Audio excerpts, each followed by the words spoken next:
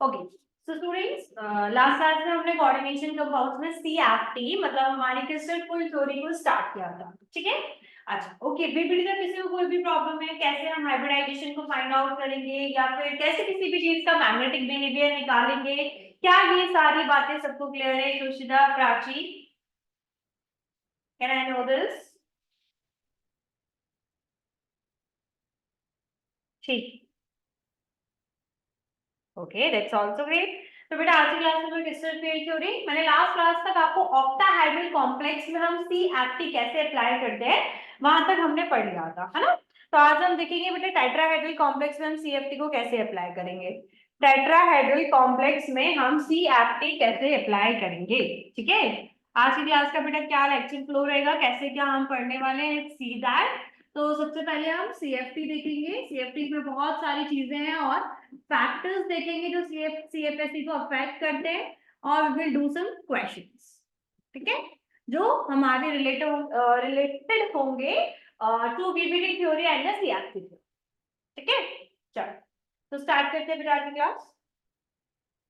Splitting in the tetrahedral complex, है ना, splitting in tetrahedral complex.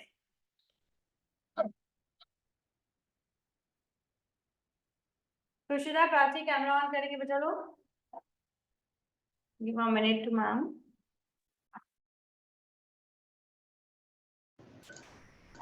तो ही है। पाची आ गई, कुछ आ गई।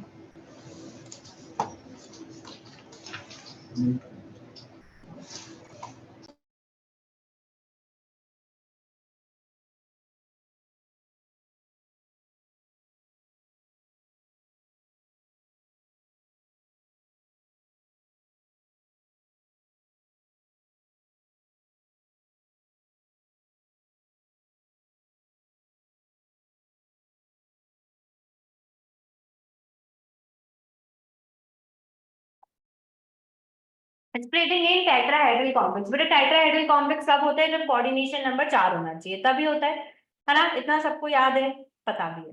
चलो, जब हमारा कोऑर्डिनेशन नंबर 4 होता है तब हमें ये टेट्राहेड्रल कॉम्प्लेक्स मिलता है। तो अब हमको ये देखना है कि जब हम लिगेंड्स पे अब दोबारा इलेक्ट्रिक फील्ड को अप्लाई करेंगे तो जो हमारे सेंट्रल मेटल एटम के डी ऑर्बिटल्स हैं उन पे कैसे इफेक्ट पड़ेगा, वो डी ऑर्बिटल्स डीजनरेट होंगे तो कैसे होंगे, है ना। ये सारी चीजों को हम फिर से देखना है। तो बेटा टेट्राहेड्रल अरेंजमेंट में 4 लिगेंड्स होते हैं। यू नो बेटा टेट्राहेड्रल अरेंजमेंट में हमारे 4 लिगेंड्स होते हैं जो क्या करते हैं, हमारे सेंट्रल मेटल एटम को सराउंड करके रखते हैं, है ना। सेंट्रल मेटल एटम को सराउंड करके रखते हैं। देखो इस डायग्राम में देखो, ओके कृषिता, ठीक है बेटा। यहाँ पे देखो ये हमारा सेंट्रल मेटल एटम है ना। बेसिकली ये 4 लिगेंड है, एक लिगेंड, 2 लिगेंड, ये रहा हमारा तीसरा लिगेंड और ये रहा हमारा चौथा, ठीक है। आप देख सकते हो किस तरीके से हमने लिगेंड को पॉइंट चार्ज माना है, जैसा जैसा क्रिस्टल फील्ड थ्योरी ने कहा था हमने वैसा वैसे ही बताया। क्रिस्टल फील्ड थ्योरी हमारे पॉइंट चार्ज थे, यहाँ पे पॉइंट चार्ज है, उन्हें नेगेटिव चार्ज माना गया था, यस वो नेगेटिव चार्ज है ना। उन पे जब हम इलेक्ट्रिक फील्ड अप्लाई करेंगे तो सेंट्रल मेटल के डी ऑर्बिटल में कैसे डीजनरेसी होगी, यानी कि कैसे ये डी ऑर्बिटल हमारे टूटेंगे, कैसे ब्रेक होंगे, उनको अब हमें देखना है। तो कैसे अफेक्ट होगा, कैसे अफेक्ट होगा, देखो वहां पर देखा था कि हमने कुछ 2 अलोंग एक्सिस थे और 3 हमारे इन बिटवीन द एक्सिस थे, और जो अलोंग एक्सिस थे उनमें ज्यादा रिपल्शन हो रहा था, ये मैं ऑक्टाहेड्रल की बात कर रही हूँ, है ना। उनमें ज्यादा रिपल्शन हो रहा था तो उनकी एनर्जी को हमने यहाँ पर इंक्रीज कर दिया। बेटा यहाँ पर जस्ट उल्टा, यहाँ पर है क्या, जस्ट उल्टा, ठीक है। आप देख सकते हो कि जो कोई भी डी ऑर्बिटल जो है वो लिगेंड्स की तरफ नहीं, आप इस स्ट्रक्चर में बिल्कुल आराम से देख सकते हो कि जो सेंट्रल मेटल है, सेंट्रल मेटल एटम में का जो डी ऑर्बिटल है वो हमारे लिगेंड्स की तरफ नहीं है ना कृषिता, नहीं है। तो बेटा जब लिगेंड जो हमारे d x y, d y z और डी जेड एक्स, है ना, और 2 कौन से थे हमारे, d x square y square and another one was d z square, है ना। यही 5 डी ऑर्बिटल होते हैं जिसको हमने एक में T2G सेट नाम दिया था और एक को हमने EG सेट नाम दिया था, ठीक है। यहाँ पे थोड़ा सा उल्टा कर देते, यहाँ पे थोड़ा सा उल्टा कर देते बेटा, इनको नाम दे देते हम T2, है ना, इनके आगे जी नहीं लगा रहे, we not giving respect to that, बस ज्यादा फर्क है ना। यहाँ पर हमने क्या नाम दे दिया, एक को हमने T2 नाम दे दिया और एक को हम नाम दे देते हैं क्या, E। एक को हम क्या नाम दे देते हैं, E। dx स्क्वायर और dy स्क्वायर बेटा इनकी एनर्जी का यहाँ पर कम होती है, तो मैं इनको E नाम देना दे रहा हूँ, इनको क्या मैं E नाम देना चाहूंगी और इनको T2 नाम देना, ठीक है। अब होता क्या है बेटा, just opposite of octahedral complex है, जैसे ऑक्टाहेड्रल कॉम्प्लेक्स में है तो उसकी सारी चीजें हमको अपोजिट करनी है। तो यहाँ पे जो हमारे तीन है dx बाय dy z dz स्क्वायर, इनको हमने T2 नाम दिया है, और जो हमारे dx square y square dz square है हमने इसको e नाम दिया है, ठीक है। क्या नाम दिया है, e। अब बेटा जब लिगेंड अप्रोच करता है, जब लिगेंड पास में आएगा तो वो किसके पास में होगा, वो इनके पास में होगा ना, ये एक्सिस के बीच में होता है, ये हमेशा कहाँ पे होते हैं, एक्सिस के बीच में होते हैं। तो जब लिगेंड अप्रोच करेगा तो वो इनके पास में होगा, है ना, ये बिटवीन द एक्सिस होंगे, ठीक है। और जो डी स्क्वायर और डी जेड है वो अलोंग द एक्सिस होंगे। तो अब यहाँ पर बेटा, यहाँ पर उल्टा क्यूब बन रहा है, तो अब ज्यादा रिपल्शन इनके बीच में होगा, they will be more repelled, है ना, they will be more repelled, तो इनकी एनर्जी क्या हो जाएगी, इंक्रीज हो जाएगी, इनकी एनर्जी क्या हो जाएगी, इंक्रीज हो जाएगी, ठीक है। और भाई अगर हम ई सेट के बारे में बात करें, ई सेट के बारे में बात करें तो ए कम रिपेल्ड होंगे, they will be less repelled, they will be less repelled, तो इनकी एनर्जी क्या हो जाएगी, डिक्रीज हो जाएगी, इनकी एनर्जी क्या होगी, डिक्रीज। समझ गए, यानी कि अब हमको क्या करना है, जो T2 वाले हैं उनको हमने dx बाय dy z dzx किया है तो उनको ऊपर बनाएंगे, क्यों, इनकी एनर्जी ज्यादा है, इनकी एनर्जी ज्यादा है। सिमिलरली बेटा ये जो हमारे dx square y square dz इनको हमने e नाम दिया है, इनकी एनर्जी कम है, इनको हम नीचे बनाएंगे। यस पायल बेटा, गुड आफ्टरनून, है ना, ठीक है। अब देखते हैं हम कैसे रिप्रेजेंट करेंगे, देखो फटाफट देखना बच्चा, स्टेट 1 है, स्टेट 1 में क्या होते हैं, पूरे पांचों ऑर्बिटल बना दो, पांचों ऑर्बिटल बना दो, 2 3 4 5, ठीक है। फिर इसको हम घसीट के थोड़ा ऊपर ले गए या हाई जंप करा दिया, 1 2 3 4 5, स्टेट 2 आ गया। बेटा हमेशा जो डिवीजन होगा वो स्टेट 2 में होगा, स्टेट 1 में नहीं होगा।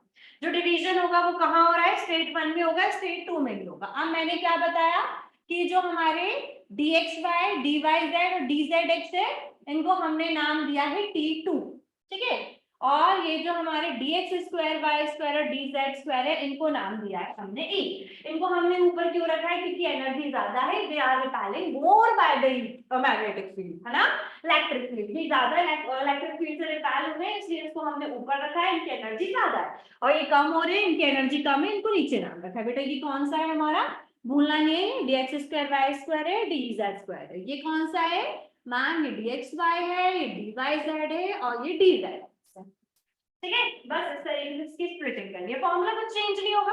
अब बेटा डेल्टा ओ की जगह डेल्टा टी लिखेंगे, बिकॉज वहां पर हम CFSE ऑफ ऑक्टाहेड्रल कॉम्प्लेक्स की बात कर रहे थे और यहाँ पर हम बात कर रहे हैं CFSE ऑफ टेट्राहेड्रल कॉम्प्लेक्स, है ना, किसके बारे में बात कर रहे हैं आप, टेट्राहेड्रल कॉम्प्लेक्स। अब बचा एनर्जी देख लेते हैं, इसकी एनर्जी कितनी होगी, लेट्स सी एनर्जी कितनी होगी और फॉर्मूला क्या बनेगा, इसका होगा बेटा -0.c डेल्टा टी, ठीक है, कितनी होगी -0.6 डेल्टा टी, और ऊपर वाले की कितनी होगी, ये वाले पार्ट की होगी अब बेटा 0.4 डेल्टा टी, चेंज हो गया, ये पूरा क्या है हमारा delta t. CFSE of tetrahedral complex, ये क्या है हमारा, crystal field stabilizing energy of the tetrahedral complex. Formula कैसे लिखेंगे, लेट्स सी हम फॉर्मूला कैसे लिखेंगे, अब क्या करना है, फॉर्मूला कैसे आप कैलकुलेट करोगे, है ना, कैसे आप CFSE को कैलकुलेट करोगे टेट्राहेड्रल कॉम्प्लेक्स के लिए। तो बच्चे कैसे कैलकुलेट करना है, equals to -0.6 number of electrons in E, है ना, -0.6 number of electrons in E plus 0.4 number of electrons in T2 without respect वाला, राइट, इसका हमने जी नहीं लगाया है, T2, ठीक है। फिर क्या आ जाएगा, इसको क्लोज कर दीजिए, इसकी डेल्टा T प्लस PE मैंने आपको लास्ट क्लास में भी बताया था, ये PE क्या होता है, this PE is pairing energy, PE क्या होता है, पेयरिंग एनर्जी, इसके बारे में हम आज और भी बहुत सारी डिटेल्स बताने वाली है। Ne क्या होगा बेटा, number of electrons in E orbital, number of electrons in E orbital, ठीक है। सिमिलरली ये एन T2 क्या होगा, एन T2 क्या होगा, number of electron in T2 orbit, ठीक है। बस ये होती है हमारी स्प्लिटिंग। और ये डेल्टा टी क्या रिप्रेजेंट कर रहा है भाई, ये डेल्टा टी क्या है, this is CFSE for tetrahedral complex. ये क्या है हमारा CFSE, दिस इज एफ बच्चों, CFSE for tetrahedral complex. So these are few things that we need to learn or that you need to understand students। इस तरीके से हम tetrahedral complex को क्या करते हैं, स्प्लिट करते हैं। So that clear, खुशदा, प्राची, पायल, तीनों क्लियर है बेटा, कैसे आप CFT को स्प्लिट करोगे? Yes, we will do some questions related to that।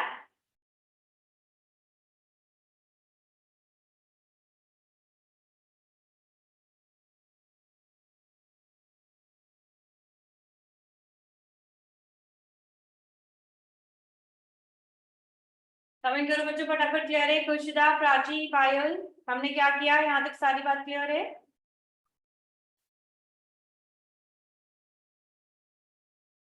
चलो अब एग्जाम्पल लेके देखें होना क्या है आखिर, है ना। Let's see one example.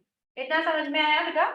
चलो एक पॉइंट और समझ लो which is basically very important, ये है ना, ये आपके एनसीईआरटी की कुछ इंपॉर्टेंट लाइंस है दैट मैम वांट कि आप लोगों को पता होना चाहिए बेटा। अब देखो, अब हमको इलेक्ट्रॉन भरना है। चलो इलेक्ट्रॉन भरने से पहले एक एग्जांपल लेते हैं तो ज्यादा बेटर समझ में आएगा। Na4 FeCN6 ये है, ठीक है। अब आपको क्या करना है, इसकी स्प्लिटिंग करनी है ना। क्या करना है, इसकी स्प्लिटिंग करनी है। आपको ये बताना है, आपको क्रिस्टल फील्ड स्टेबलाइजिंग एनर्जी निकालनी है, CFSE निकालनी है, और ये भी बताना है लो स्पिन कॉम्प्लेक्स है कि हाई स्पिन कॉम्प्लेक्स है। आपको क्या बताना है, लो स्पिन है या हाई स्पिन है। दूसरा बेटा क्या निकालना है, इसका CFSE कैलकुलेट करना है। क्या कैलकुलेट करना है, CFSE कैलकुलेट करना है। तो सबसे पहले तो देखो एक एक पॉइंट करके एक बात समझना बेटा। ये 6 लिखा है, 6 लिखा है यानी कि कोऑर्डिनेशन नंबर 6 की बात हो रही है, यानी कि यहाँ पे ऑक्टाहेड्रल कॉम्प्लेक्स है। ऑक्टाहेड्रल कॉम्प्लेक्स की स्प्लिटिंग मैम समझा चुकी है, समझा चुकी है। क्या करते हैं, पहले तो स्प्लिटिंग का डायग्राम बना लो। अभी सीखने के लिए स्प्लिटिंग का डायग्राम बनाएंगे, बाद में ये भी नहीं जरूरत पड़ेगी।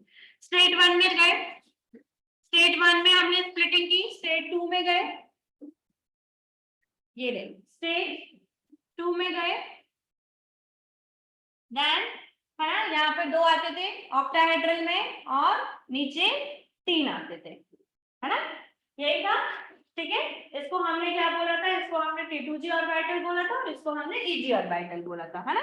इसको TTG बोला था, इसको EG बोला। चलो अब हमको क्या करना है, Fe पे, Fe की सारी चीजें बेटा। Fe पे चार्ज निकाल लो सबसे पहले। Fe पे चार्ज निकालोगे तो कितना चार्ज आएगा, Na का बेटा +4 प्लस x प्लस 6 माइनस का 1 इक्वल्स टू 0, यानी कि x equals to 6 minus 4, x equals to +2, यानी कि बेटा Fe पे कितना चार्ज आ रहा है, I can see the charge on the Fe is +2, है ना। आयरन का एटॉमिक नंबर कितना होता है, 26 होता है। Scandium, titanium, vanadium, chromium, manganese, iron सबको याद होनी चाहिए बिल्कुल। एटॉमिक नंबर 26 हो गया। नॉर्मल कॉन्फ़िगरेशन लिखते हैं तो क्या होता है, आर्गन 3d6 4s2, है ना। ये +2 चार्ज है, इसको हटा दो। अब सारी की सारी बात कहां पर आती है, 3d6 ऑर्बिटल के पास। कहां पे आती है बेटा, 3d6 ऑर्बिटल के पास। 1 2 3 4 5 6, ठीक है। सिमिलरली सेकंड वाले में भी पढ़ दो, कुछ नहीं करना। 1 2 3 4 5 6। अब यहां से करेंगे हम क्या, स्प्लिटिंग। यहां से क्या करेंगे, स्प्लिटिंग। अब देखो दो ऊपर है और नीचे 3 है बेटा, कैसे इलेक्ट्रॉन्स को भरना होता है, what we need to see here. और यहाँ पर हमको क्या सीखना है कि T2G में कितने और कितने इलेक्ट्रॉन्स आएंगे, और जो हमारा EG वाला ऑर्बिटल है उसके अंदर कितने इलेक्ट्रॉन्स आने वाले हैं। तो बेटा देखो CN किससे पता चलेगा, CN क्या होता है कि स्ट्रॉन्ग लिगेंड है। मैंने स्पेक्ट्रोकेमिकल सीरीज पूरी याद करवाई है, एक बार सचिन क्लास से फरार, ऑक्सलेट को पानी से प्यार, है ना, वही वाली ट्रिक को याद रखना है। CN क्या है हमारा, स्ट्रॉन्ग लिगेंड है, यस मैम स्ट्रॉन्ग लिगेंड है। तो यहाँ पर चीजें क्या होती है, पैर अप हो जाती है। स्ट्रॉन्ग लिगेंड जब भी होगा तो सब चीजें क्या हो जाती है, पैर अप हो जाती है। पैर अप हो जाती है तो बेटा 6 इलेक्ट्रॉन्स है, 1 2 3, यहाँ जाएगा ही नहीं, पैर अप हो जाएगा 4 5 और 6, है ना। Eg में जाने की जरूरत नहीं है, देखो हमेशा इलेक्ट्रॉन सबसे पहले T2 में भरोगे फिर Eg में भरोगे, हमेशा इलेक्ट्रॉन सबसे पहले T2G में भरोगे और फिर Eg में भरोगे। अगर लिगेंड आपका स्ट्रॉन्ग है तो सबको पैर अप कर दोगे, और अगर आपका लिगेंड वीक है तो क्या करोगे, सबको अनपैर कर दोगे, ठीक है। तो यू कैन सी यार यहाँ पर सारे के सारे पेयर्ड है ना, पेयर्ड हो जाते हैं। तो वो कॉम्प्लेक्स कौन सा होता है, लो स्पिन कॉम्प्लेक्स होता है कि हाई स्पिन होता है, हमारे स्टूडेंट्स नो होता है ना। चलो अब CFSE निकाल लो। CFSE निकालने के लिए क्या फॉर्मूला था, ऑक्टाहेड्रल वाला है। कौन सा है ये भाई, ऑक्टाहेड्रल वाला है। ऑक्टाहेड्रल के लिए क्या फॉर्मूला होता है, मैम ने बताया था लास्ट क्लास में, -0.4 एंड T2G के इलेक्ट्रॉन, किसके, एंड T2G के इलेक्ट्रॉन प्लस 0.6 एंड Eg के electron, then we will close it, then octahedral energy plus pairing energy। चलो अब क्या करें, -0.4 बेटा T2G के इलेक्ट्रॉन के लो 1 2 3 4 5 6 इंटू 6, ठीक है, प्लस 0.6 इसके इलेक्ट्रॉन के लो 1 भी नहीं है ना, इसके इलेक्ट्रॉन्स क्या है, 1 भी नहीं है, 0 हो जाएगा ये वाला पार्ट, ठीक है। डेल्टा O पेयरिंग एनर्जी कितनी आएगी, बट कितने पेयर्ड है, कितने पेयर्ड है, 1 पेयर्ड है, 2 पेयर्ड है, 3 पेयर्ड है, 3 पेयरिंग एनर्जी है, राइट। कितने पेयर्ड होते हैं उतने हमें पेयरिंग एनर्जी में इनटू कर देना है, ठीक है। 6 4 जा 24 होता है, 2.4 माइनस का, ठीक है, ये पार्ट 0 हो गया बेटा, 2.4 delta octahedral plus 3 pairing energy, ये आ गया इसी है वैसी। देखो भाई ये आ गया इसी है वैसी, कहाँ दिक्कत जा रही है, आ तो गया सब।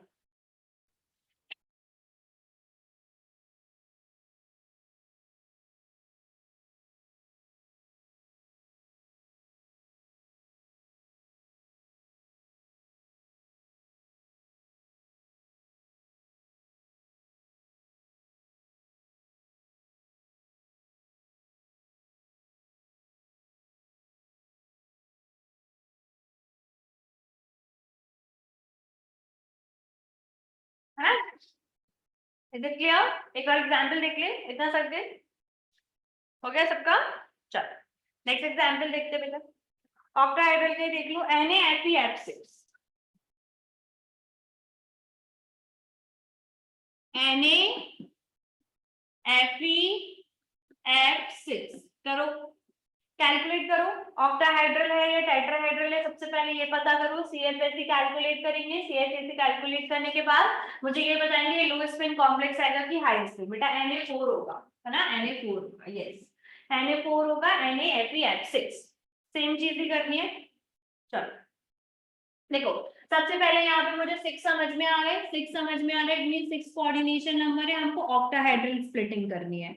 कौन सी स्प्लिटिंग करनी है बेटा, ऑक्टाहेड्रल स्प्लिटिंग करनी है। ऑक्टाहेड्रल स्प्लिटिंग करने के लिए बेटा स्टेट 1 मत बनाओ, स्टेट 1 और स्टेट 2 है ना, हमको कोई बोर्ड का एग्जाम तो देना नहीं है तो सारी चीजें बना के देखे, हमको तो सीधे सीधे आंसर चाहिए, तो भाई डायरेक्ट स्टेट 2 से ले लो, 1 2 3 4 5, क्योंकि सेम ही होती है ना, 2 3 4 5 स्टेट 2, है ना। लेकिन याद रखना कि स्टेट 2 और स्टेट 1 दो होती है, यहाँ पे करो, यहाँ पे करो, यहाँ 2 बनाते हैं, है ना, यहाँ पे 3 बनता है, क्यों बनता है सारी चीजें मैं एक्सप्लेन कर चुके हैं। ओके अब बेटा आयरन 26 होता है, चार्ज निकालोगे तो वही +2 का चार्ज आएगा, है ना, वही +2 का चार्ज आएगा। कॉन्फ़िगरेशन कितना हो जाएगा, सिर्फ आर्गन 3d6 बचेगा, कितना बचेगा बेटा, आर्गन 3d6 बचेगा। 6 बनाओ, 1 2 3 4 5 और ये 6, ठीक है। अब हमको यहाँ पे ब्रेक करना है, ब्रेक करने के लिए हमको क्या देखना पड़ता है, लिगेंड देखना पड़ता है, और फ्लोरीन लिगेंड है स्टूडेंट्स, फटाफट कमेंट करो कुशिता कैसा लिगेंड है फ्लोरीन, इज इट स्ट्रॉन्ग और वीक लिगेंड, कैसा लिगेंड है प्राची, फायर फ्लोरीन स्ट्रॉन्ग है कि वीक है, आप लोग ही बताओगे, then I will move forward.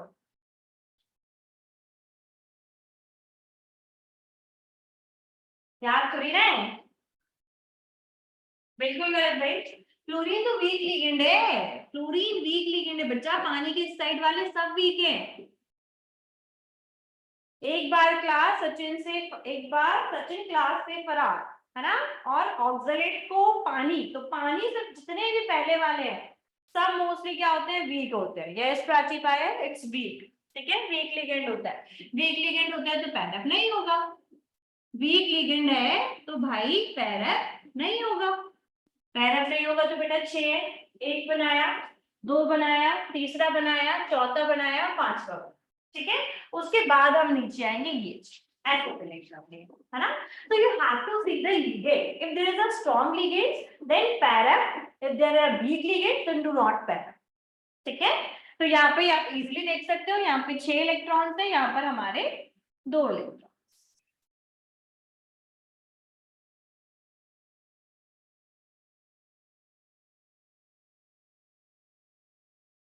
आप सीएफएसई निकाल लो, सीएफएसई का फॉर्मूला तो पता है, फटाफट कैलकुलेट करके बताओ कितना सीएफएसई आएगा। मैम निकालें, चलो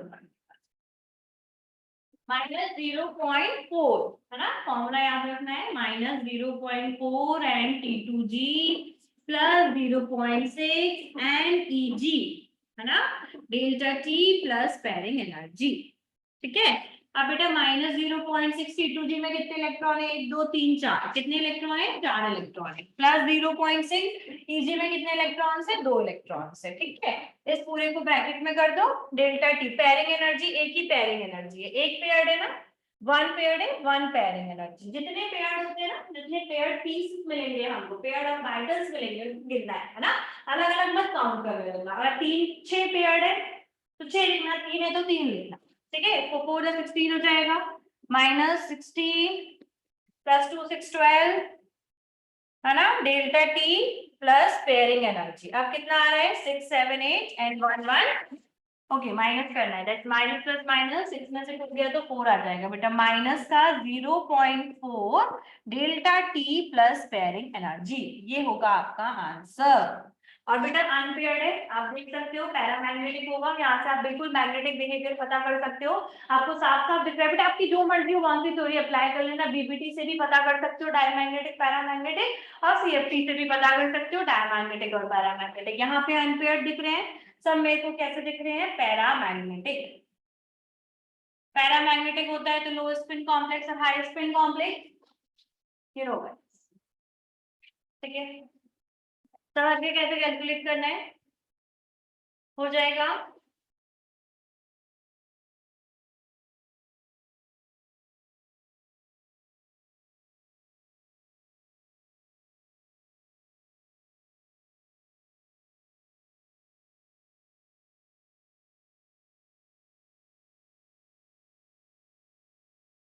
चलो तो नेक्स्ट टॉपिक पढ़ते हैं बेटा।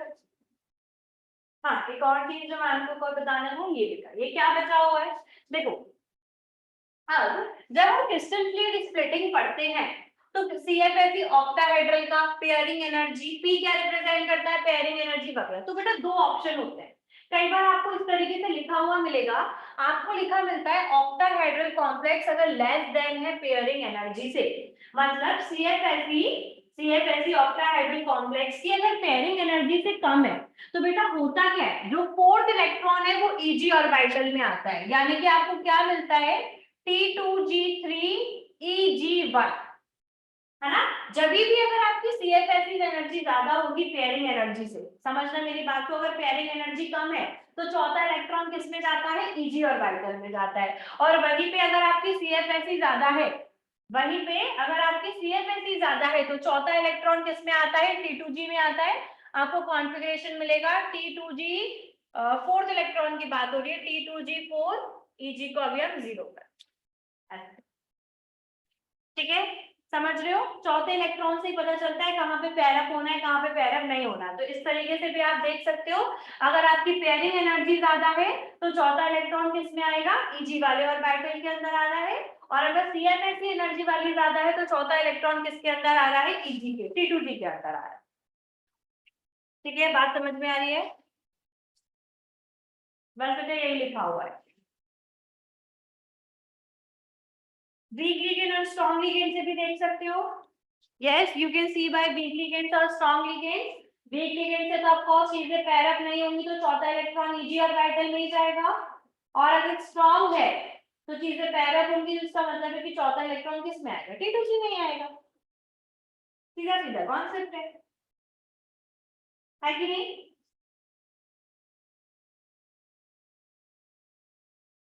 बेटा कितना क्लियर है तो बताओ, फिर हम आगे बढ़ते हैं। फैक्टर्स देखिए,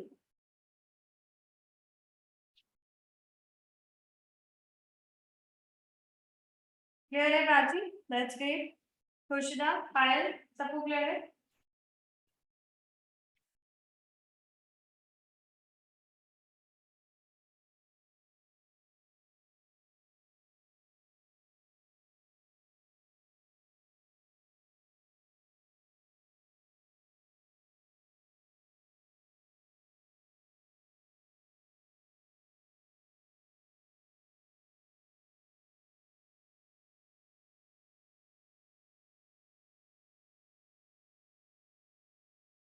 ठीक है, next move to the next topic, factors. Factors factors affecting CFSE crystal field splitting energy। कौन कौन से फैक्टर्स है जो हमारी CFSE को क्रिस्टल फील्ड स्प्लिटिंग एनर्जी को अफेक्ट करता है? तो बेटा कुछ 4 फैक्टर्स है जो आपको बहुत अच्छे से ध्यान रखना है। पहला है स्ट्रेंथ ऑफ लिगेंड। पहला कौन सा है हमारा? Strength of ligand. तो आपको मैंने पूरी स्पेक्ट्रोकेमिकल सीरीज दे दी है, कौन सा स्ट्रांग होगा कौन सा वीक होगा, है ना? तो बेटा CFSE स्ट्रांग फील्ड लिगेंड के लिए ज्यादा होती है as compare to the weak ligand. जितना ज्यादा लिगेंड स्ट्रांग होता है उतनी ही ज्यादा उसकी क्रिस्टल फील्ड स्टेबलाइजिंग एनर्जी होगी, और जितना वो वीक होगा उतनी ही कम उसकी CFSE होगी। ठीक है, तो सीधा सीधा कॉन्सेप्ट है, CFSE will be more for strong ligands, ठीक है, and CFSE will be less for week ligand. ठीक है, ओके। नेक्स्ट बेटा oxidation state of central matter atom पे। नेक्स्ट किस पे डिपेंड करती है हमारी क्रिस्टल फील्ड एनर्जी? डिपेंड करती है oxidation state of central metal ion. वैसे भी सेंट्रल मेटल एटम पे जो हम चार्ज निकालते हैं किस पे निकालते हैं? सेंट्रल मेटल पे। तो बेटा ये डायरेक्टली प्रोपोर्शन होता है, जितना ज्यादा ऑक्सीडेशन स्टेट होता है उतना ही ज्यादा CFSE का वैल्यू आता है। यस बेटा सही सुन रहे, जितना ज्यादा ऑक्सीडेशन स्टेट होता है उतना ही ज्यादा आपका CFSE का वैल्यू आता है। ठीक है, +2 और +5 है तो +5 लिखा हुआ है, will give you the more, will give you the more CFSE। ठीक है, ठीक है। फिर बेटा अपना तीसरा किस पे डिपेंड करेगा? ट्रांजिशन सीरीज पे। ट्रांजिशन सीरीज बोले तो डी सीरीज, है ना, डी ब्लॉक की जो हमारी सीरीज होती है, डी सीरीज। तो इसके लिए सीधा सीधा क्या रूल है, आपको सीधे सीधे रूल याद रखने हैं बेटा। CFSE सबसे ज्यादा कौन सी सीरीज के लिए होता है? सबसे ज्यादा होता है 5D सीरीज के लिए, फिर 4D सीरीज के लिए, और सबसे कम किसके लिए होता है? 3D सीरीज के लिए। ठीक है, 5D सीरीज के लिए सबसे ज्यादा एनर्जी आती है, फिर 4D के लिए लगती है, और फिर 3D के लिए, है ना, डी और बाइटल को स्प्लिट करने। ठीक है, फिर ज्योमेट्री, 14 फैक्टर जिसके ऊपर CFSE डिपेंड करती है, ज्योमेट्री। देखो हमने दो ज्योमेट्री सबसे ज्यादा ध्यान दी है, एक टेट्राहेड्रल और एक ऑक्टाहेड्रल। एक स्क्वायर प्लेनर होती है ना, एक स्क्वायर प्लेनर होती है। तो बेटा सबसे ज्यादा एनर्जी आती है स्क्वायर प्लेनर की, सबसे ज्यादा किसकी होती है? आपकी स्क्वायर प्लेनर की, फिर होती है ऑक्टाहेड्रल कॉम्प्लेक्स की, एंड देन फिर होती है हमारी टेट्राहेड्रल। तो ये these are the 4 factors on which CFSE depends, you can see here. पहला कौन सा फैक्टर है? पहला फैक्टर है हमारी स्ट्रेंथ ऑफ लिगेंड के लिए, जितना ज्यादा लिगेंड स्ट्रांग होगा उतनी ही ज्यादा उसकी CFSE होगी, सीधी सी बात है ये तो।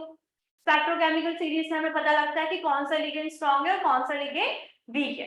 ठीक है, नेक्स्ट फैक्टर ऑक्सीडेशन स्टेट, जितना ज्यादा सेंट्रल मेटल एटम पे चार्ज होगा उतनी ही ज्यादा उसकी CFSE होगी। तीसरा डी सीरीज पे ध्यान रखना है, सबसे ज्यादा 5D का होगा, फिर 4D का होगा, फिर 3D का होगा। नेक्स्ट ज्योमेट्री आपको याद रखना है, सबसे ज्यादा स्क्वायर प्लेनर की होती है, फिर आपके ऑक्टाहेड्रल की होती है, फिर टेट्राहेड्रल। एक और इम्पोर्टेंट बेटा, इन तीनों के बीच में एक रिलेशन होता है। क्या रिलेशन होता है? I am telling you directly, because हमको डायरेक्टली ही काम आता है, तो कोई डायरेक्टली बुक में भी नहीं है। स्क्वायर प्लेनर और ऑक्टाहेड्रल में रिलेशन होता है, square planar equals to 4/3 octahedral. बहुत इंपॉर्टेंट है, बहुत बहुत काम आने वाला है, बिल्कुल रटिए। ठीक है, टेट्राहेड्रल और ऑक्टाहेड्रल में भी होता है, यस होता है। Tetrahedral equals to 4/9 octahedral, yes yes. Square triangle और ऑक्टाहेड्रल हो गया कितना 4/3, ठीक है। टेट्राहेड्रल और ऑक्टाहेड्रल हो गया कितना 4/9। So you need to learn this.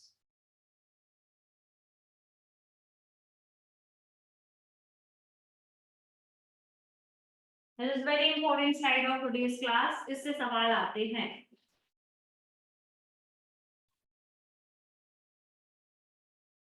Clear है सबको? कुशिता, प्राची, पायल?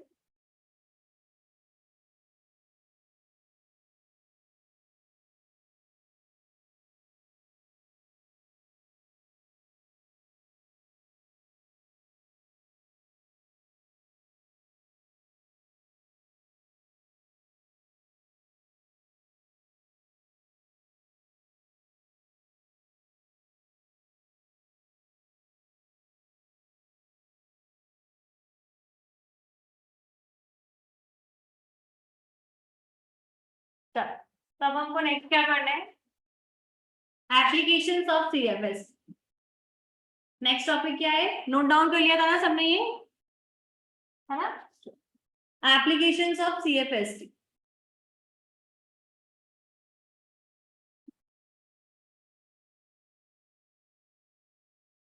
क्रिस्टल फील्ड थ्योरी से हम क्या क्या फाइंड आउट कर सकते हैं बेटा? सबसे पहले हम ज्योमेट्री प्रेडिक्ट कर सकते हैं, इनर ऑर्बिटल कॉम्प्लेक्स है या आउटर ऑर्बिटल कॉम्प्लेक्स है ये पता कर सकते हैं हम, मैग्नेटिक बिहेवियर कैलकुलेट कर सकते हैं, और तीसरा हम कलर निकाल सकते हैं।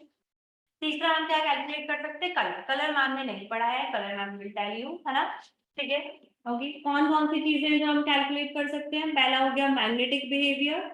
मैग्नेटिक बिहेवियर मैंने बहुत डिटेल में आपको एक्सप्लेन कर रखा है, I am not going to explain you again, है ना? पहला मैग्नेटिक बिहेवियर है। दूसरा कौन सी चीज है जो हम ले सकते हैं students?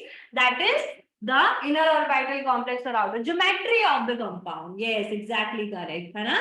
Geometry of the compound, of the compound, है ना? कि ये इनर ऑर्बिटल कॉम्प्लेक्स है, लो स्पिन कॉम्प्लेक्स है, हाई स्पिन कॉम्प्लेक्स है, या आउटर ऑर्बिटल कॉम्प्लेक्स है। इसके पीछे की थ्योरी मैंने आपको पूरी पहले बता रखी है, ठीक है?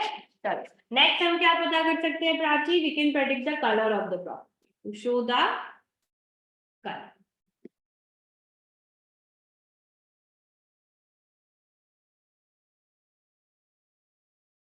So these are the three basic applications of the crystal field theory.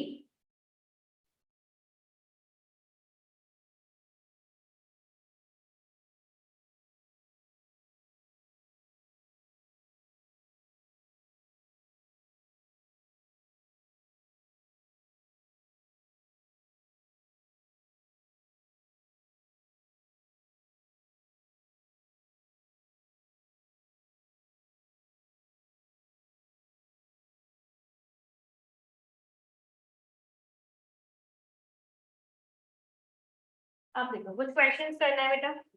Yes, कुछ क्वेश्चंस करना है। क्वेश्चन क्या है? Tell the magnetism of the following compound. Tell the magnetism of the following compound. बेटा कुछ क्वेश्चंस लिखे हैं और उनको हम एक मिनट में देख के बता देंगे कि बेटा ये पैरामैग्नेटिक है, ये डायमैग्नेटिक। अभी हमने इतना जो सीएफएस पूरा पढ़ा है, ठीक है, वो अंडरस्टैंडिंग के लिए ठीक है, लेकिन इतना टाइम हमारे पास नहीं होता कि हम एक एक चीज को बना के। हमको क्या करना है? सीधे हमारा फॉर्मूला लगाना है। कैसे लगाना है? चलो पहले तो कुछ क्वेश्चंस लिख लो। पहला क्वेश्चन है D4 high spin octahedral, D4 high spin octahedral.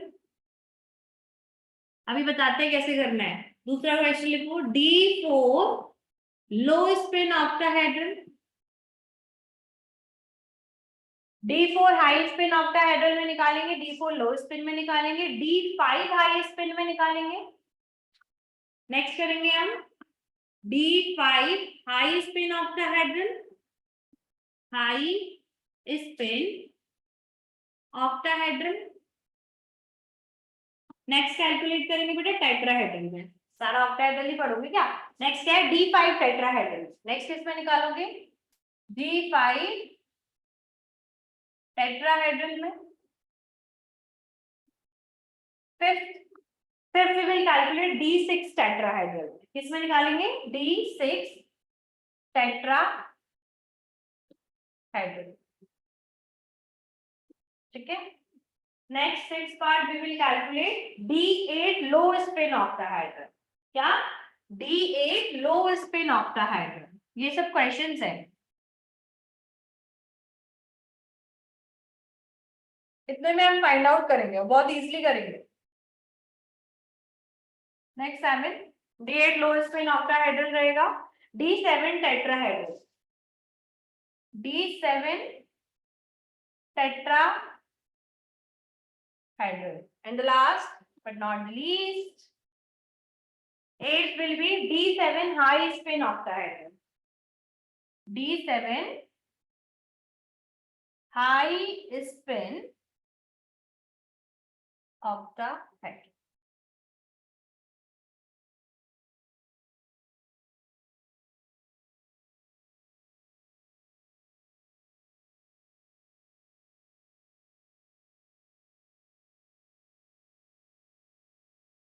ठीक है। अब हमको मैग्नेटिज्म पता करते हैं बेटा। हाई स्पिन है, यहाँ पर क्या है? हमारा हाई स्पिन है। देखो मन में सोच लिया करो, मन में कैसे सोचोगे? D4 है, D4 में 5 डिब्बे होते हैं। एक तो पहले हमको ये पता है ना, 5 डिब्बे होते हैं। 1 2 3 4 है। ऑक्टाहेड्रल स्प्लिटिंग कैसी होगी? ऑक्टाहेड्रल के लिए स्प्लिटिंग कैसी होती है? 2 स्प्लिटिंग ऊपर होती है और 3 नीचे होती है। अब बेटा हाई स्पिन बोल रहा है, हाई स्पिन बोल रहा है यानी कि पेयरिंग एनर्जी ज्यादा है। यानी कि क्या है बेटा? अभी भी मैंने आपको बताया था, अगर पेयरिंग एनर्जी ज्यादा है, हाई स्पिन है, तो चौथा इलेक्ट्रॉन किसमें चला जाता है? Eg में चला जाता है ना? चौथा इलेक्ट्रॉन किसमें चला जाता है? शिफ्टी Eg में चला जाता है। तो बेटा 1 2 3 और ये चौथा आ गया। यानी कि हमको यहाँ पर क्या मिलेगा? 4 अनपेयर्ड इलेक्ट्रॉन। क्या मिलेगा? 4 अनपेयर्ड इलेक्ट्रॉन। बात समझ में आई कैसे? बात समझ में आई? हमने कुछ नहीं किया, हमको इतनी सारी कहानी पढ़नी ही है। क्या बोल रहा है वो? D4 high spin octahedral. High spin octahedral, high spin का मतलब होता है पेयरिंग एनर्जी ज्यादा है। और अगर पेयरिंग एनर्जी ज्यादा होती है तो इट मींस चौथा इलेक्ट्रॉन किसमें चला जाता है? Eg में चला जाता है। ठीक है। और अगर पेयरिंग एनर्जी कम होती है तो इट मींस चौथा इलेक्ट्रॉन वापस किसमें आ जाता है? D2G में आ जाता है। ठीक है। जैसे कि इसमें क्या लिखा हुआ है? D4 लो स्पिन ऑक्टाहेड्रल। ऑक्टाहेड्रल मतलब यही रहेगा, है ना? ऑक्टाहेड्रल का मतलब ये रहेगा। अब देखो यहाँ पर क्या होगा? लो स्पिन है, लो स्पिन है यानी कि पेयरिंग एनर्जी कम है। पेयरिंग एनर्जी कम है यानी कि बेटा CFS में एनर्जी वाली ज्यादा है। अगर CFS एनर्जी ज्यादा होगी तो सब पेयर्ड हो जाएगा, यानी कि 2 इलेक्ट्रॉन इसमें आएंगे और फिर 2 इलेक्ट्रॉन वापस इसमें चले जाएंगे, यहाँ से और यहाँ से हट जाएंगे। यानी कि आपको 2 पेयर्ड इलेक्ट्रॉन मिलेंगे इसमें। क्या मिलेगा? We can see here 2 paired electron. बात समझे? क्या मिल रहा है यहाँ पर? हमको 2 पेयर्ड इलेक्ट्रॉन देखने को मिल रहे हैं। तीसरा बताओ, चलो तीसरा बताओ। D5 हाई स्पिन ऑक्टाहेड्रल क्या आएगा? कोशिश करो। D5 हाई स्पिन ऑक्टाहेड्रल क्या मिलेगा इसमें हमें? हाई स्पिन है यानी कि पेयरिंग एनर्जी ज्यादा है। चौथा इलेक्ट्रॉन Eg में जाएगा, यानी कि टोटल कितने हो गए अनपेयर्ड इलेक्ट्रॉन? गिन के बताओ।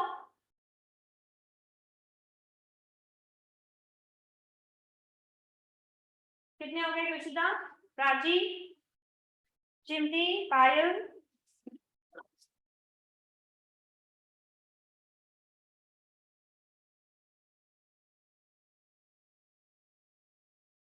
मैं नहीं बताने वाली हूँ, आपको ये जवाब देना है बेटा।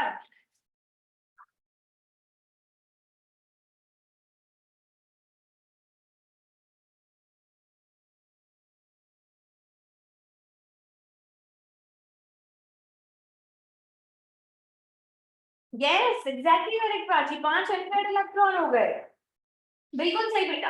हाई स्पिन है, हाई स्पिन है यानी कि दूसरा नेक्स्ट बताते जाओ, सारे लिखते जाओ, जिसको भी आ रहा है सारे लिखते जाओ बेटा, बहुत इजी है करना।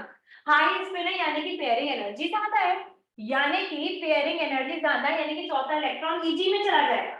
चौथा इलेक्ट्रॉन Eg में चला जाएगा। सीधी सीधी सी बात है, हमको क्या देखने को मिलेगा? 5 अनपेयर्ड इलेक्ट्रॉन देखने को मिलेगा।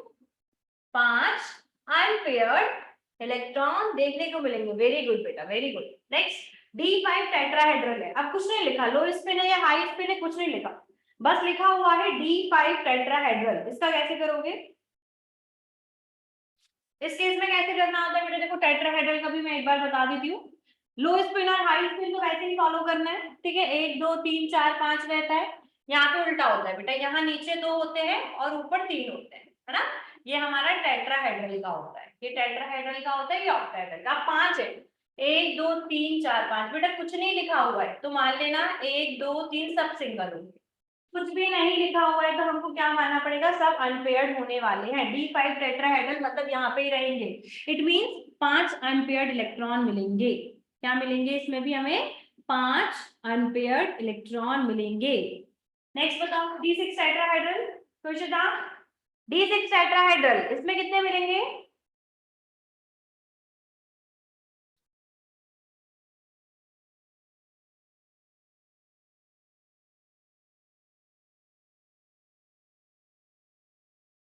6 अनपेयर्ड कैसे होते हैं प्राची? 6 अनपेयर्ड नहीं होते बेटा। D6 टेट्राहेड्रल, बेटा कोई स्प्लिटिंग तो लिखी हुई नहीं है। 1 2 3 4 5, 1 2 3 4 5 और ये छठवां, 4 अनपेयर्ड मिलेंगे बेटा। 4 अनपेयर्ड मिलेंगे, कुछ नहीं लिखा हुआ है वहां पे, आप इसको स्प्लिट कर दोगे तब भी आपको 4 अनपेयर्ड ही मिलेंगे, है ना। क्योंकि देखो टेट्राहेड्रल में क्या होता है, 2 नीचे होते हैं 3 ऊपर होते हैं बेटा। 1 2 3 4 5 और ये 6, तो 1 2 3 4 अनपेयर्ड आएंगे ना, 4 अनपेयर्ड आएंगे। कितने आएंगे? 4 अनपेयर्ड इलेक्ट्रॉन। नेक्स्ट बताओ, D8 लो स्पिन ऑक्टाहेड्रल। पायल फटाफट रिप्लाई करो। D8 low spin octahedral.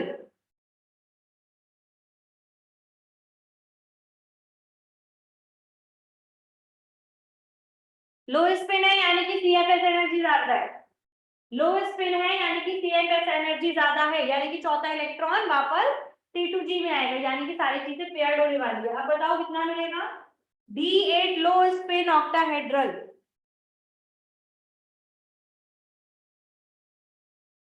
Now Khursheeda इसका है 4। अच्छा आपने 4 पेयर्ड बोल दिया, उसने 2 अनपेयर्ड, तो दोनों ही करेक्ट, दोनों ही करेक्ट है बेटा। लो स्पिन ऑक्टाहेड्रल है, देखो बेटा बहुत इजी से। लो स्पिन ऑक्टाहेड्रल 3 4 5, है ना, 1 2 3 ठीक है, 1 2 3 4 5 6 7 8। हमको पता है यहाँ पे क्या होता है, 3 नीचे होते हैं 2 ऊपर होता है ना। सारे डिब्बों के तो नहीं है, 8 है बेटा।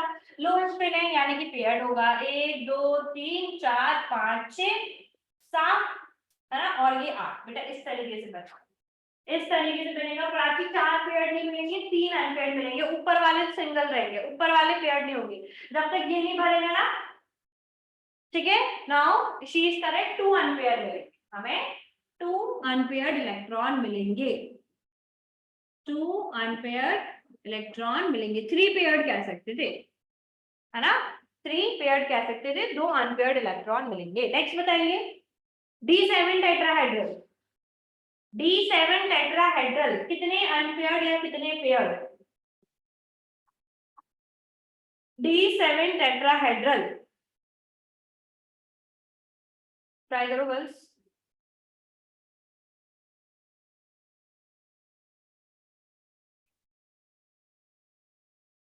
यस कौशिका, प्राची क्या होगा?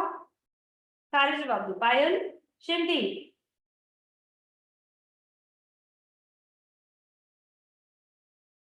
Bye the way 3 unpaired is the correct answer. Yes बेटा वेरी गुड, है ना। यहाँ पे D7 लिखा हुआ है, कुछ लो स्पिन हाई स्पिन तो लिखा ही नहीं है, सीधी सी बात है। 1 2 3 4 5 6 और 7, 3 अनपेयर कर दे, 3 अनपेयर कर दे। वेरी गुड, लास्ट वाला वेरी गुड प्राची। नेक्स्ट बताइए, D7 हाई स्पिन ऑक्टाहेड्रल, सारे बताना। D7 हाई स्पिन ऑक्टाहेड्रल कितने पेयर्ड या कितने unpaired? We have D7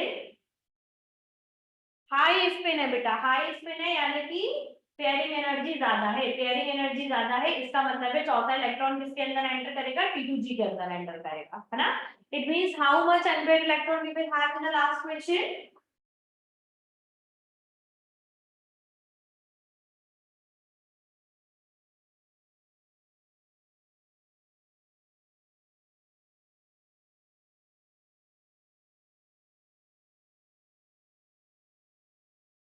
last वाला 3 एम्पियर इज करेक्ट, 3 एम्पियर होगा, बिल्कुल होगा भाई। D7 हाई स्पिन ऑक्टाहेड्रल बोल रहा है, 1 2 3 4 5, 1 2 3 4 5 6 और 7। ब्रेक करो बेटा, 2 ऊपर जाता है, उल्टा बना रही हूँ, 3 नीचे जाता है और 2 ऊपर आता है, 1 2 3 4 5 6 और ये 7, 1 2 और 3 एम्पियर हो गए, है ना, 3 एम्पियर हो गए, है ना। इसका मतलब हमें चौथा इलेक्ट्रॉन ईजी में भेजना पड़ेगा, उसके बाद सारे इलेक्ट्रॉन्स को सब्ट्रैक्ट कर लिया करो, है ना। नेक्स्ट में भेजा करो, फिर वापस टीटीजी में आ जाया करो, और इस तरीके से सेट करके हमने सारे क्वेश्चंस कर लिए हैं। आई होप सारी चीजें क्लियर है। चलो इसका लास्ट टॉपिक और करते हैं, कलर। कलर कैसे पता किया जाता है, ओके वी हैव दिस, ये हम बाद में कल पढ़ेंगे, ये लास्ट टॉपिक रहेगा हमारी क्लास का।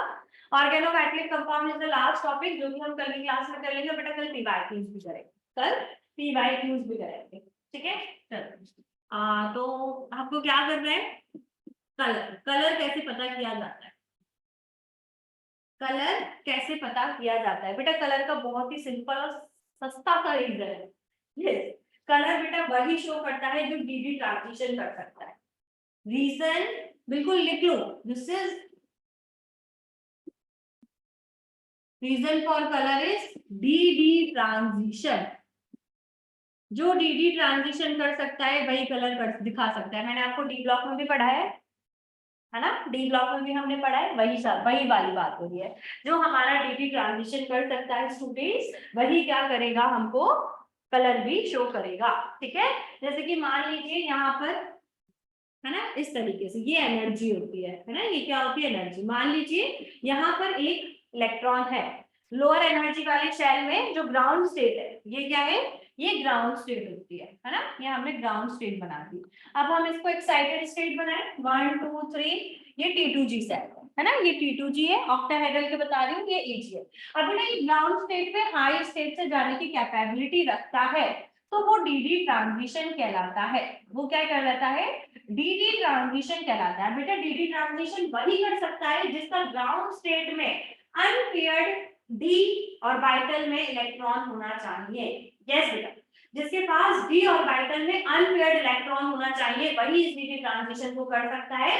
और बेटा जब वो ये ट्रांजिशन करेगा तो विजिबल रीजन से लाइट को एब्जॉर्ब करेगा, वापस आते वक्त वो लाइट को इमिट करेगा, और that compound will show you the colour of that, ठीक है। वो कुछ भी हो सकता है, we don't need to learn the colour. आपसे बिल्कुल नहीं पूछा जाएगा कि इसका कलर क्या है, आपसे पूछा जाएगा कि ये कलर शो कर सकता है कि नहीं कर सकता, है ना। हमसे क्या पूछा जाएगा कि ये कलर शो कर सकता है कि नहीं कर सकता है ना। जैसे कि एग्जाम्पल ले लो, टाइटेनियम कंपाउंड लिखा है H2O+3, अब बताओ ये कलर शो करेगा, विल दिस शो कलर।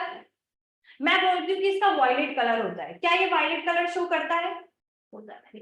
चलो वॉयलेट कलर क्या ये शो करेगा कि नहीं करेगा, बेटा टाइट, ये तो 0 चार्ज होता है, टाइटेनियम पे +3 होता है, स्कैंडियम टाइटेनियम 22 होता है, ऑल नो द स्टूडेंट, क्या आता है, आर्गन 3d2 4h2 आता है। बेटा +3 चार्ज है, 2 यहाँ से हटेंगे, यहाँ से हटेगा, 3d1 बचा, यस। यहाँ पर एक इलेक्ट्रॉन होगा, ये इलेक्ट्रॉन जंप करके हायर शेल में चला जाएगा, विजिबल रीजन से लाइट को एब्जॉर्ब कर लेगा, and yes we will have a colour of that, है ना, हमारे पास कलर होगा।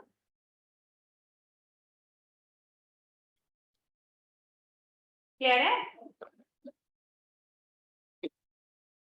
T2G1 से, है ना, यहाँ पर आप देख सकते हो। तो बेटा कलर वही शो करते हैं जो क्या कर सकते हैं, डीडी ट्रांजिशन करने की कैपेबिलिटी रखते हैं। और डीडी ट्रांजिशन कैसे होता है, d d transition takes place while the electron can jump from the ground state to the higher state, है ना। ग्राउंड स्टेट से फर्स्ट एक्साइटेड स्टेट पे जो जंप कर सकता है वही जंप करेगा जिसके पास नीचे वाले शेल में अनपेयर्ड इलेक्ट्रॉन होना जरूरी है ना। डी ऑर्बिटल में अनपेयर्ड इलेक्ट्रॉन होना जरूरी है, अगर सब पेयर्ड है तो वो जंप नहीं कर सकता, है ना, वो इस डीडी ट्रांजिशन को नहीं कर सकता है। तो बस एज सिंपल एज दैट हमने ये सारी चीजें कंप्लीट कर। तो ये बेटा 2-3 टॉपिक्स और बचे हुए हैं, that will complete tomorrow, and with that our coordination will be completed, and last 2 chapters of our syllabus, aldehyde, ketones and amines, organic बची हुई है, we will do that soon. ठीक है, चलो बाय बाय स्टूडेंट्स।